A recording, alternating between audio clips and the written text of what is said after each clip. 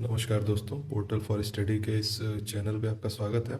ये मैथ्स की 11वीं क्लास है और इस क्लास में हम परसेंटेज के कुछ और क्वेश्चंस करेंगे। कुछ और टाइप्स के क्वेश्चंस करेंगे। जैसे परसेंटेज के हमने प्रतिशत के पीछे एक और वीडियो है, उसे आप ज़रूर देखें, उसके बाद ही इस वीडियो को आप अच्छे से समझ पाएंगे। ठीक है, तो पार्ट 2 परसेंटेज का आज शुरू करते हैं। आइए पहला क्वेश्चन देखते हैं। तो पहला क्वेश्चन है दोस्तों कि चीनी के मूल्य में 10% की कमी करने पर एक गृहिणी 1116 रुपये में 6.2 kg चीनी अधिक खरीद सकती है। ठीक है, तो चीनी का घटा हुआ मूल्य प्रति किलोग्राम कितना होगा। ठीक है, तो आइए इसे सॉल्व करते हैं। थोड़ा मैं ऊपर कर देता हूँ। हाँ, तो तो मान लेते हैं कि चीनी का जो पहले रेट था, पुराना भाव पुराना भाव x रुपए प्रति केजी था। ठीक है, माना यहाँ पे लिख देता हूँ। माना पुराना भाव x रुपए प्रति किलोग्राम था। ठीक है, तो पहले अगर x रुपए प्रति किलोग्राम भाव था, तो पहले x रुपए में पहले 1116 रुपये जो दिया हुआ है क्वेश्चन में, तो पहले 1116 रुपये में खरीदी जाने वाली वस्तु है चीनी। खरीदी जाने वाली चीनी बराबर 1116/x करेंगे, क्योंकि भाव x है और 1116 रुपये में इससे हमें प्राप्त पता चल जाएगा कि कितने केजी चीनी पहले खरीदी जा सकती थी। ठीक है, तो इसे ऐसे ही छोड़ते हैं। अब जो है भाव कितना कम हो गया है, 10% कम हो गया है भाव। ठीक है, तो नया भाव हो जाएगा 10% कम है तो x का 90/100, 90% हो जाएगा x का, तो ये ऐसे कट जाएगा 9x/10। ठीक है, ये नया भाव है। तो अब नए भाव से कितनी चीनी खरीदी जाएगी। नए भाव पर 1116 रुपये में खरीदी गई। अब नए भाव पे 1116 रुपये में खरीदी जाएगी वो चीनी है, वो 1116/9x/10। ठीक है, मतलब नया भाव ये है। अब नए भाव से 1116 रुपये में इतनी चीनी खरीदी जाएगी। ठीक है, तो हमें इन दोनों के बीच का अंतर दिया हुआ है। ठीक है, कि मतलब अब जो है वो 6.2 kg अधिक चीनी खरीदी जा रही है। ठीक है, तो पहले जितनी चीनी खरीदी जा रही थी और अभी जितनी चीनी खरीदी जा रही है उसका अंतर 6.2। ठीक है, तो इसको हम ऐसे लिख सकते हैं 1116/9x/10 minus 1116/x is equal to 6.2। ठीक है, कि इतनी चीनी नए भाव पे खरीदी जा रही है और ये पुराने भाव पे खरीदी जा रही थी, और तो इन दोनों का अंतर 6.2 क्वेश्चन में दिया हुआ है। ठीक है, तो इसे सॉल्व कर लेते हैं। इसे हम सॉल्व करेंगे तो ये हो जाएगा 9 से कटेगा, 9 एक कम 9, 9 से इसको काट के देखते हैं। 9, 9 एक कम 9 और यहाँ से 2 बच गया, 9 दूनी 18, फिर 9 चौको 36। ठीक है, 124 हो गया और ये ऊपर जाएगा तो 1240/x minus 1116/x is equal to 6.2। इसको यहाँ कर लेते हैं। तो अब दोनों के हर समान है तो ये सीधे माइनस हो जाएगा। तो 1116 में 1624 जाएगा तो 1116 निकलेगा, तो 1240 माइनस 1116 है, हाँ, sorry, upon x is equal to 6.2। ठीक है, जगह कम हो गई है, तो आइए इधर देख लेते हैं। तो इधर से 1240 में से इसको घटाएंगे तो 10 में से 6 या 4, और अ, फिर 4 इधर है, 3 में से 1 जाए 2, और फिर 2 में से 1 जाए 1, और 1 कट जाएगा। 124 इज इक्वल टू 6.2x, इसे लिख सकते हैं। ठीक है, अब इसे सॉल्व कर लेते हैं। तो ये हो जाएगा,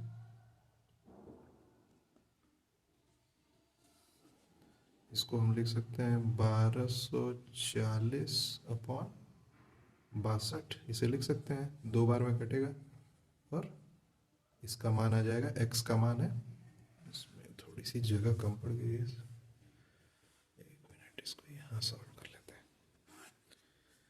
तो x is equal to, x जो ये पुराना भाव हमने माना था, x इज इक्वल टू 20 रुपये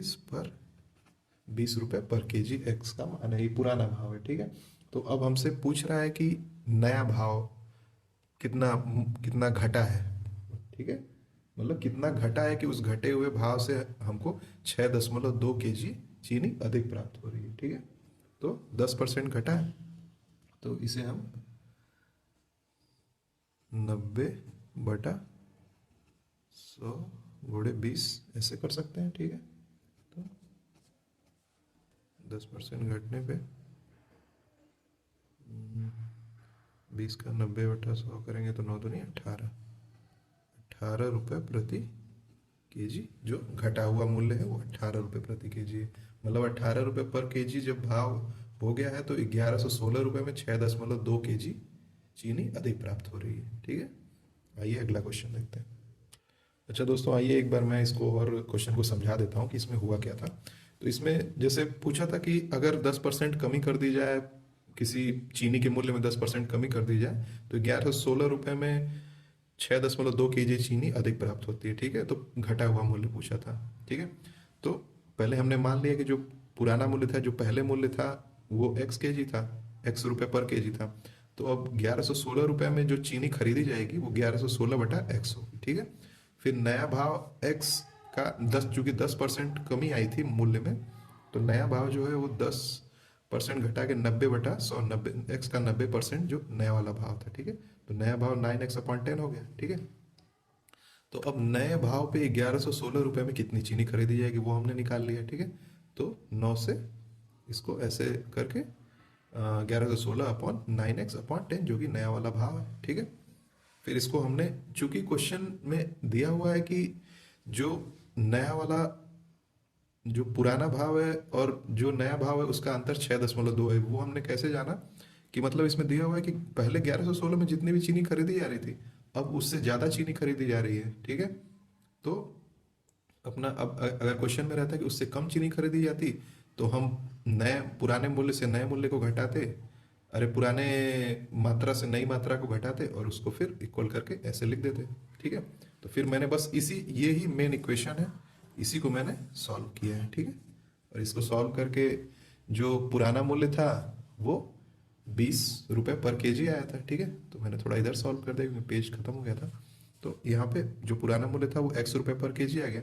चूंकि जो पुराना मूल्य था उसमें से नया मूल्य बताना था, तो जो पुराना मूल्य 20 था तो उसमें से 10% कमी आई थी, तो 90/100 इसको मैंने लिख के 18 रुपये पर केजी नया मूल्य निकाल दिया। ठीक है, अगला क्वेश्चन देखते हैं।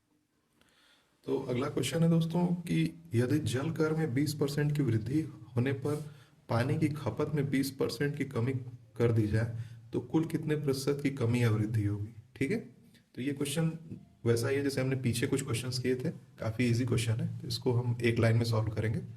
तो पहले मान लेते हैं कि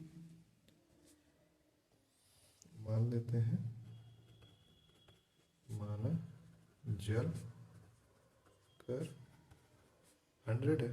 ठीक है, 100 रुपये आप जो भी मान लें। तो अब 100 में 20% की वृद्धि होने पे ये 120/100 हो जाएगा। ठीक है, और उसके बाद 20% की कमी की गई है। ठीक है, तो ये 100 में से 20 जाएगा तो 80 हो जाएगा, ठीक है। तो ये कट गया और ये 12/96% हो गया। तो 100 में से कितना कम है, 100 माइनस 96 इज इक्वल टू 4%, ठीक है। तो 4% की 4% की कमी, ठीक है, ये आंसर हो जाएगा, ठीक है। कुल कर में 4% की कमी हुई है, ठीक है। जैसे अगर, एक मिनट, एक क्वेश्चन मैं आपको दिखा के समझा देता हूँ। जैसे आप देखेंगे कि 20% की वृद्धि फिर 20% की कमी, अगर ये दोनों चीजें हमेशा, अगर ये दोनों चीजें क्वेश्चन में समान है तो आप हमेशा ये मान के चले कि हानि ही होगी या कमी ही होगी, ठीक है। अगर पहले वृद्धि हो रही है फिर कमी की जा रही है तब भी कमी होगी, और पहले अगर कमी हो रही है फिर वृद्धि की जा रही है तब भी हानि होगी या कमी होगी, ठीक है। ये बातें याद रखिएगा। आइए अगला क्वेश्चन देखते हैं। तो अगला क्वेश्चन है दोस्तों कि वस्तु का के भाव में 20% की कमी आने पे वस्तु का भाव 800 रुपये हो जाता है। तो वस्तु का प्रारंभिक भाव क्या था, ठीक है। कोई वस्तु है, उसके भाव में 20% की कमी आई है, तो 20% की कमी आने के बाद उसका भाव 800 रुपये हो गया है, ठीक है। तो उसका प्रारंभिक भाव निकालना है, ठीक है। तो मान लेते हैं, माना नया, नहीं माना पुराना, पुराना भाव मानते हैं। एक मिनट, पुराना यहाँ लिख देता हूँ। पुराना भाव x रुपये था, ठीक है, x रुपये मान ली। तो नया नया भाव जो है वो 20% की कमी आ गई है, तो x का 80% होगा वो, ठीक है। तो इसे सॉल्व कर लेते हैं। तो ये दो दो चौक 8, 2 पचे 10, ठीक है। तो 4x/5 रुपये ये नया भाव, और नया भाव का मान 800 रुपये दिया हुआ है, तो 4x/5 इज इक्वल टू 800, ठीक है। तो 4 से काटेंगे तो ये 200 हो जाएगा, ठीक है। और 200, ये x इज इक्वल टू, ये 5 जाएगा 200 में गुणा हो जाएगा, तो ये हो जाएगा 1000 रुपये, ठीक है। तो ये पुराना भाव जो था वो 1000 रुपये था, ठीक है। आपको समझ में आया हो। पहले मैंने जो पुराना भाव था उसे x मान लिया, ठीक है, और जो नया भाव था वो x का ही, मतलब पुराने भाव का ही 80% था। उसे सॉल्व करके 4x/10 रुपये आ गया, ठीक है। और 4x/10 जो नया भाव है उसका मान यहाँ पे 800 रुपये दिया हुआ है, ठीक है। आइए अगला क्वेश्चन देखते हैं। तो अगला क्वेश्चन है दोस्तों कि A की आय B से 30% अधिक है, ठीक है, तथा B की आय C से 10% कम है, ठीक है। तीनों की आय का योग 6447 रुपये है। तो A की आय कितनी होगी, ठीक है, ये बताना है आपको। तो हम देख लेते हैं कि ऐसा संबंध देखते हैं जिससे हम मतलब तीनों को रिलेट कर सकें, ठीक है। तो यहाँ से हम C का मान लेते हैं। माना C की आय बराबर x रुपये, ठीक है। x रुपये, इसको मैं थोड़ा सा ऊपर कर दूँ, x रुपये है। तो b की आय जो है वो c से 10% कम है, ठीक है। तो ये x का 90% हो जाएगा, ठीक है, चूंकि 10% कम है। इसे हम काट के इसे 9x/10 लिख देते हैं, ठीक है। ये b की आय हो गई, ठीक है। अब a की आय जो है वो b से 30% अधिक है। तो a की आय b की आय जो कि 9x/10 है, इसका 130% है। तो 130/100 मैंने लिख दिया, तो ये कट गया, 13 9 117, तो 170/100 हो जाएगा ये, ठीक है। 117 A की आय, B की आय और C की आय हमें तीनों पता चल गई, ठीक है। और तीनों का योग दिया हुआ है 6447, ठीक है। तो ये अब आपको ये काफ़ी इजी लग रहा होगा, क्योंकि ये बस इस पूरे क्वेश्चन में यहीं तक का खेल ही है। तो x plus 9x/10 plus 117x/100, ठीक है। तो यहाँ पे इसे 1 मान के, और ये है 6447, ठीक है। ये 6447 है। तो इसका एलसीएम ले लेते हैं 100। तो ये 100x प्लस 90x और plus 117x is equal to 6447। ठीक है। और फिर ये जो 100 है वो उस साइड जाके इसमें मल्टीप्लाई हो जाएगा, और इधर 100x plus 90x plus 117x is equal to 6447 और 00, क्योंकि 100 का मल्टीप्लिकेशन हो गया। ठीक है। अब इन तीनों को जोड़ लेते हैं। तो ये 100, 190, 190, 290, 290, 307, ये हो जाएगा 307x is equal to 644700। X का मान इसे काटेंगे, कट जाएगा ये। देखते हैं, इसको हम यहाँ पे ऐसे लिख लेते हैं 307 644700। ठीक है। तो 307 दो बार चला जाएगा, 614, 614। तो ये 4 में से 4 गया 0, 4 में से 1 गया 3, तो 7 यहाँ उतार लेंगे और 1, ओके 2100। ठीक है।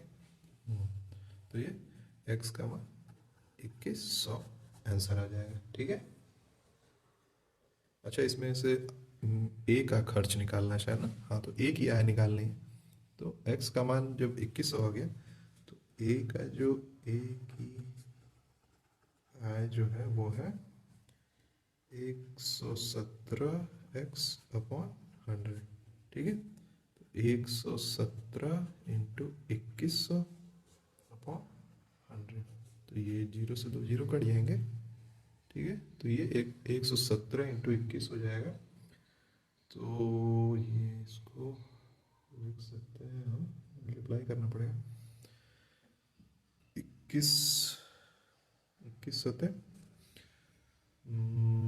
1 7 14 7 7, 21 सतह 147, ये ना। हाँ, 147 को 7, 14 हुआ हासिल, और 21 से कम 21, 21 और 14 35 को 5, 3 हुआ हासिल, 21 से कम 21, 3 24। तो ये हो गया हमारा ए की आय, तो ये हो गया आंसर। ठीक है। आई होप कि समझ में आया हो। थोड़ा प्रोसेस लेंदी है, लेकिन जब आप इसे अपने मन में सॉल्व करेंगे तो मैंने काफ़ी स्टेप्स जो मुझे छोड़ देने चाहिए थे वो भी स्टेप्स मैंने इसमें ऐड किए हैं। तो वो आप जब छोड़ के करेंगे तो काफ़ी इजी और आसानी से सवाल हो जाएगा। ठीक है। आइए अगला क्वेश्चन देखते हैं। तो अगला क्वेश्चन है दोस्तों कि किसी बाल्टी में छाछठ सही 2/3% भारी होने की तुलना में 80% भारी होने पर 2 लीटर पानी अधिक आता है। ठीक है। तो बाल्टी की क्षमता कितनी है। ठीक है।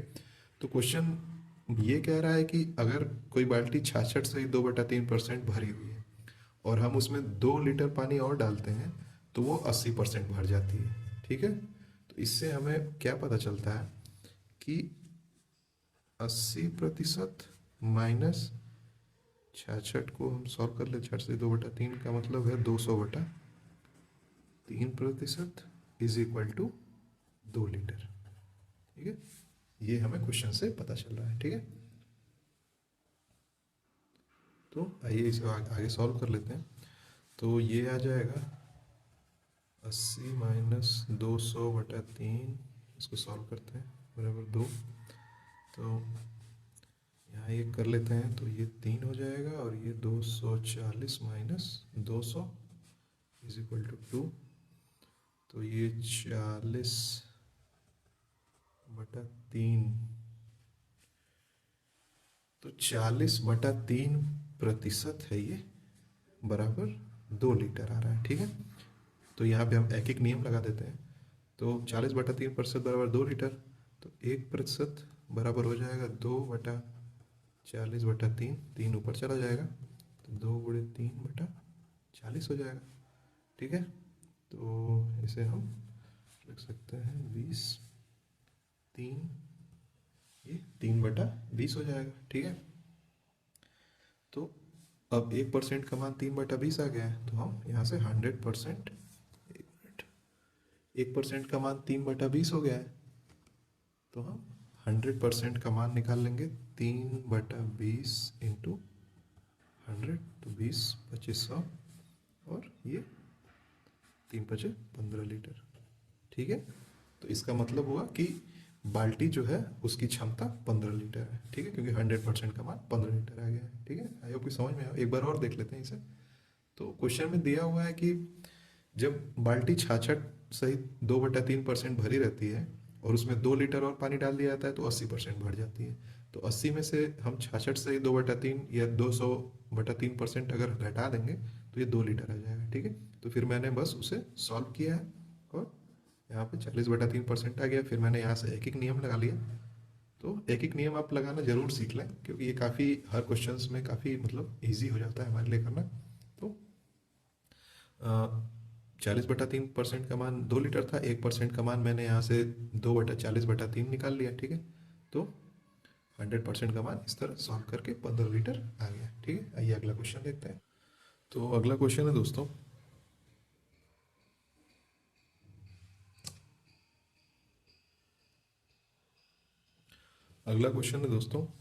कि 50 केजी शीशा व टिन के मिश्रण में 60% शीशा है। ठीक है, इस मिश्रण में कितना शीशा और मिलाया जाए कि मिश्रण में 75% शीशा हो जाए। मतलब 50 केजी का मिश्रण है, उसमें 60% शीशा है। ठीक है, तो पहले मात्रा निकाल लेते हैं। तो शीशे की मात्रा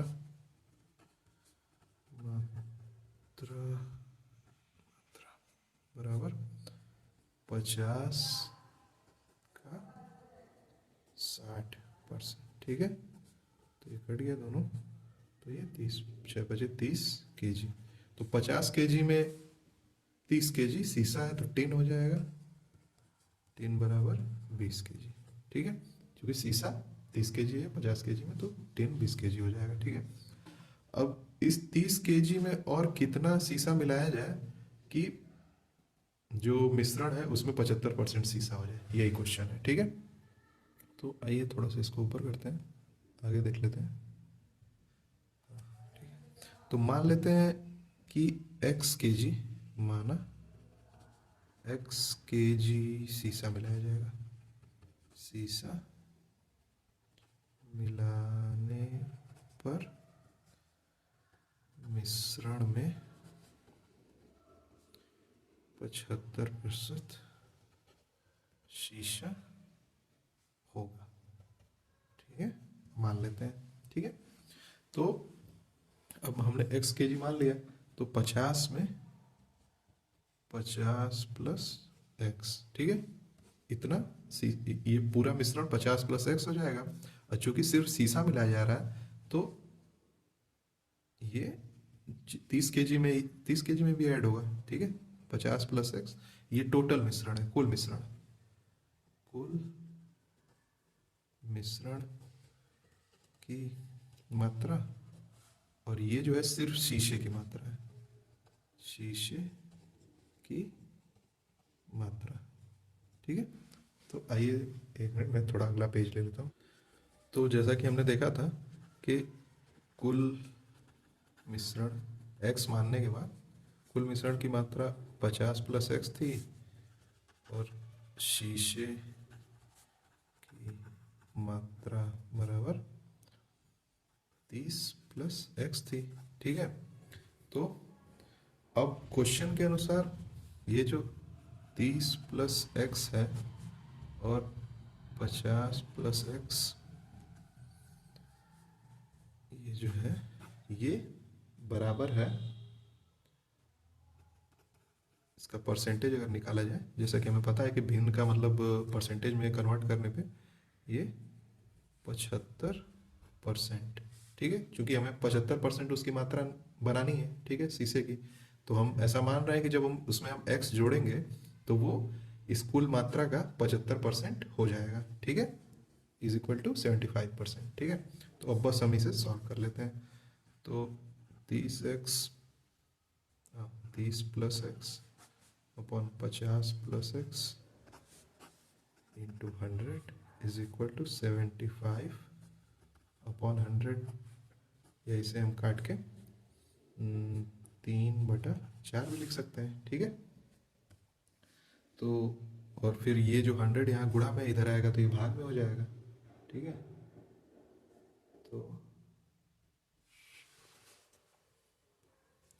तो अगला क्वेश्चन है दोस्तों, यदि 7% लवण वाले 12 लीटर के घोल को उबालकर 4 लीटर पानी वाष्पित कर दिया जाता है, ठीक है।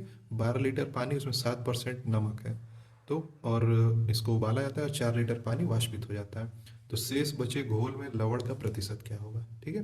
तो ये इसको निकाल लेते हैं हम। ये तो 12 लीटर का घोल है, ठीक है, और इसमें 12 लीटर में पहले लवण का प्रतिशत, 12 लीटर घोल में लवण की मात्रा बराबर 12 का 7%, ये 12 7/100, तो 12 4 3 12 और ये 25, 7 21, ये हो जाएगा 21/25, ठीक है। 21/25 हो गया, ठीक है। मतलब 12 लीटर में 21/25 ये ग्राम या लीटर, इसको मान लीजिए जो भी, इतना नमक है, ठीक है। तो अब पानी जो है घोल की नई मात्रा, चूंकि 4 लीटर पानी उड़ गया, तो 12 में से 4 जाएगा तो 8 लीटर पानी। अब नमक तो उड़ेगा नहीं, तो अब 8 लीटर में 21/25 कितना परसेंटेज होगा, ठीक है, ये हमें निकालना है, ठीक है। तो आइए देख लेते हैं। तो 8 इसमें लिख देता हूँ मैं, घोल में लवण परसेंटेज, ठीक है। तो ये हो जाएगा 21/25/8 और गुणे 100, ठीक है। तो ये 25 नीचे चला आएगा, 21/25 गुणे 8 गुणे 100, एक मिनट, थोड़ा सा ऊपर, ठीक है। तो ये 25 से 4 बार में ये कट गया, और 2, तो यहाँ पे 21/2 या 10.5%, ठीक है। किसको भाग देंगे 2 से, तो 10.5%, तो मतलब जो लवण की नई मात्रा है वो 10.5% है, ठीक है। आइए अगला क्वेश्चन देखते हैं। तो अगला क्वेश्चन है दोस्तों कि 30% नहीं 3 लीटर चीनी व पानी के घोल में 40% चीनी है, ठीक है। यदि घोल में 1 लीटर पानी और मिलाया जाता है तो चीनी का नया प्रतिशत क्या होगा, मतलब कितने प्रतिशत चीनी और बचेगी, ठीक है। ऐसे सॉल्व करते हैं। तो अब 3 लीटर का घोल है, ठीक है, तो इसमें पहले हम चीनी की मात्रा निकाल लेते हैं। चीनी की मात्रा बराबर 3 लीटर है, इसका 40% है, तो 2/5, तो ये 6/5 है, या इसे हम लिख सकते हैं,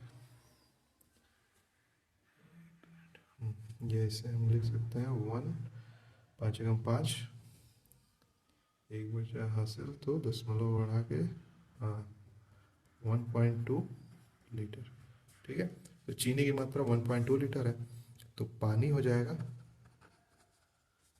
3 - 1.2, जो कि हो जाएगा, इसमें से घटेगा तो ये 1.8 लीटर पानी है, ठीक है। 1.2 लीटर चीनी है, तो उसमें से 3 लीटर टोटल घोल है, तो इसमें 1.8 लीटर पानी बचा। अब पानी में नई मात्रा, पानी की नई मात्रा बराबर 1.8 + 1 = 2.8 लीटर, क्योंकि 1 लीटर पानी और मिलाया गया है, ठीक है। और 1 लीटर पानी मिलाने के बाद जो पूरा घोल है उसकी मात्रा, पानी मिलाने के बाद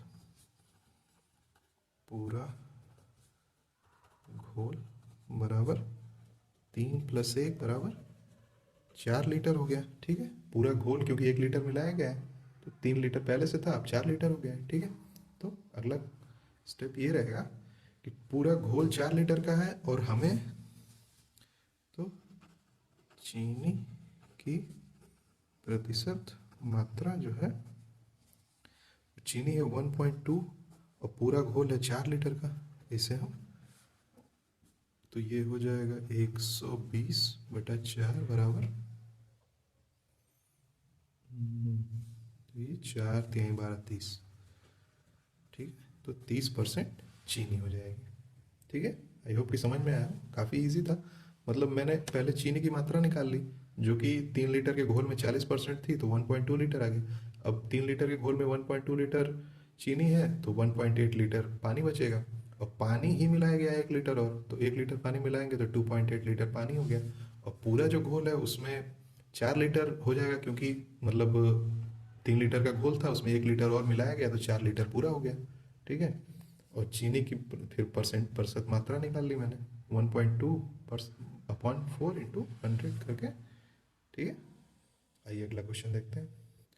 तो अगला क्वेश्चन है दोस्तों कि 40% एल्कोहल के 5 लीटर के विलयन में 1 लीटर पानी और डालेंगे तो विलयन में अल्कोहल की मात्रा कितनी हो जाएगी, कितने प्रतिशत हो जाएगी। ठीक है, तो आइए देख लेते हैं। 40% एल्कोहल है, 5 लीटर है, तो पहले एल्कोहल की मात्रा निकाल लेते हैं। एल्कोहल की मात्रा बराबर 5 लीटर है, 40/100 काटे दिए, 2 से काटे 2 बार में, तो ये 2 लीटर एल्कोहल है। ठीक है, तो यहाँ पे पानी हो जाएगा 3 लीटर। ठीक है, क्योंकि 2 लीटर एल्कोहल है और 5 लीटर में 2 लीटर एल्कोहल निकल गया तो 3 लीटर पानी बच गया। ठीक है, तो अब जो नया विलेन 1 लीटर पानी डाला जा रहा है, ठीक है, तो 5 लीटर का वो 6 लीटर बन जाएगा। नया विलेन बराबर 5 + 1 = 6 लीटर।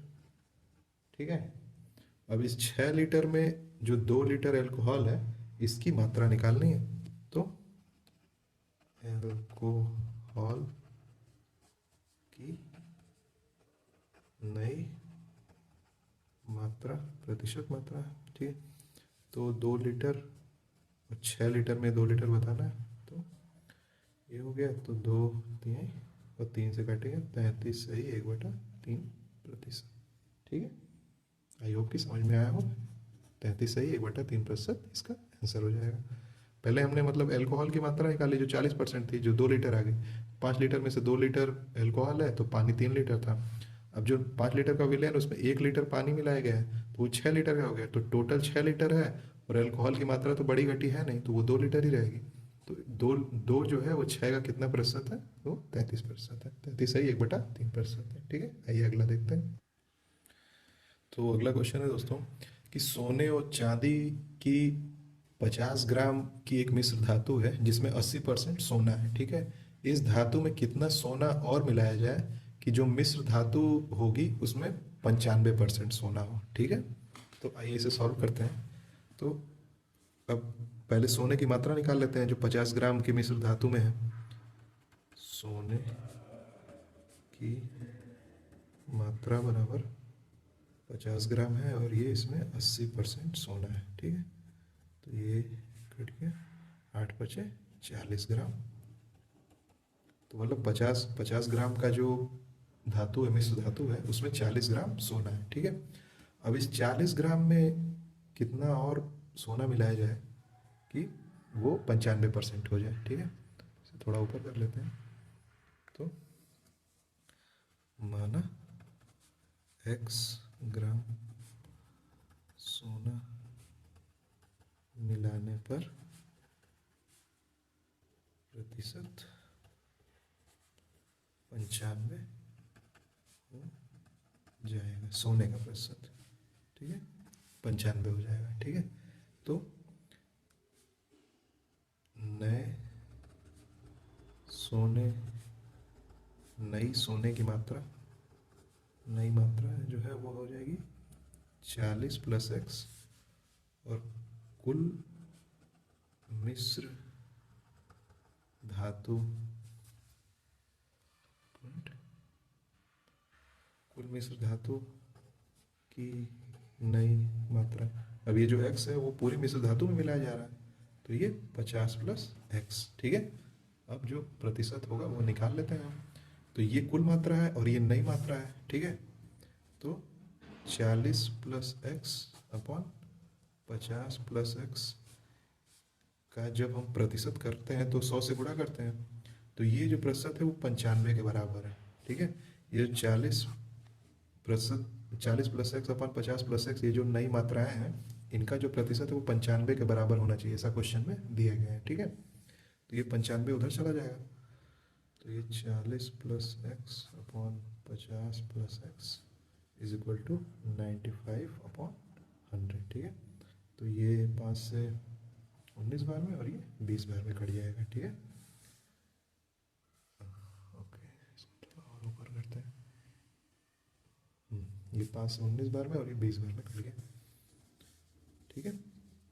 तो अगला स्टेप हो जाएगा, तो ऐसे गुणा कर देते हैं, तो इसे 20 40 plus x is equal to 19 50 plus x, ठीक है। तो 20 का इसमें गुणा होगा, तो 4 दूनी 8, 800 plus 20 x is equal to 19 पचे 95,